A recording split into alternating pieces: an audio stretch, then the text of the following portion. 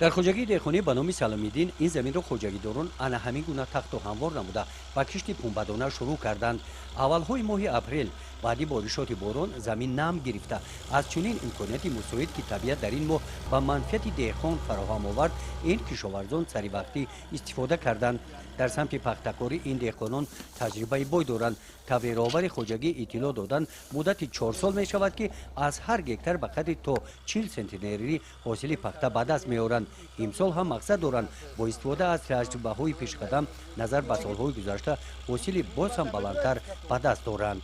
در خوجگی 1 گکتر گندم کردیم، 50 سوتیق پخته یونچخه کردیم، باقی مانده 4 گکتر دیگه امسال نصیب باشه پخته کاری میکنیم.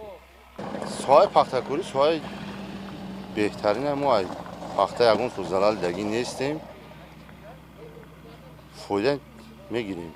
نیاتوی شلو با هم خدا که چیگیتی خوب گرفته گیم چیگیتی مایا در آینده میخوایم که همین چیگیت مثلا 60 سانتی 50 سانتی پخته اون چین کنیم با خوجگی دیگه میشه دسترس کنیم.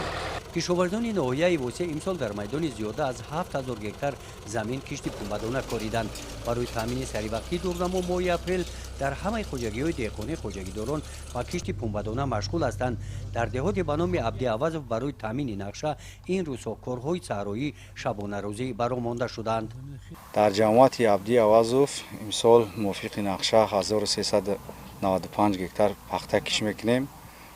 موافق حاصل نوکی باید ما از هر گکتر 30 سانتی حاصل بگیریم. این زمین ها رو خوجگی دهقانی به نام شیرینمو استفاده می نماید. این خوجگی یکی از خوجگی های پختکاری حدود این دهات می باشد که از جهت حاصلناکی پخته بین دیگر خوجگی ها پیش صف هستند. موفقیت دهقانان همین است که طور خود آنها گفتند از روی توصیه عالمان ساحه کشاورزی فعالیت می نمایند. گزارش خوجا نظریف خدای نظر ظهوروف از ناحیه واسه برای برنامه اطلاعاتی نوید.